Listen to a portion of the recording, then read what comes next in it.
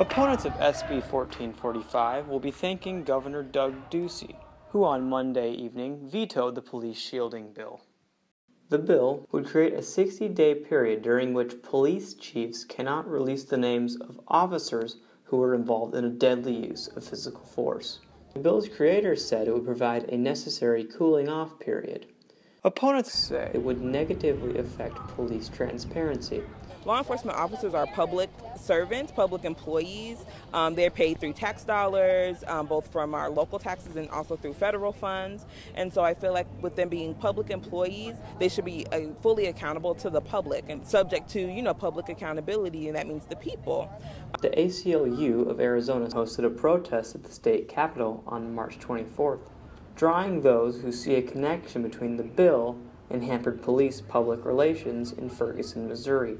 This has been going on since I was a 15, 16-year-old kid and growing up in the city of Chicago. So if Ferguson and New York, Staten Island, Cleveland, if those things have never happened, I still would be out here for this bill because, quite frankly, it's a situation that needs to change, and it's been needing to change. For the past 20 years, it's been needing to change. The bill passed 44-13 in the House, with half of the Democrats joining in with the vast majority of Republicans. And 5 out of 13 Senate Democrats said yay in the 20-8 Senate vote. I feel like it is a very carefully orchestrated move by the legislators and also by members of law enforcement, specifically the police unions, in order to try to further protect the police from public scrutiny, because they're getting a lot of public scrutiny around policing and police practices with the public. State police unions like the Phoenix Law Enforcement Association call SB 1445 a common-sense measure designed to shield police officers from death threats or actual harm. But critics say it's not just police officers who deserve a shield from scrutiny. The victim should get that same grace. We should know everything about them unless the family says it's okay.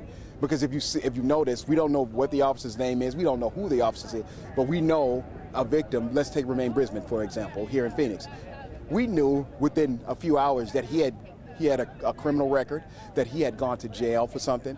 We didn't know that he was a father.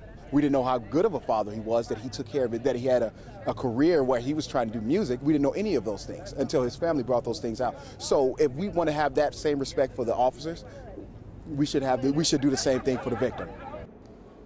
Ducey issued his veto just hours before the bill would have automatically gone into law, 5 workdays after receiving it from the Arizona legislature.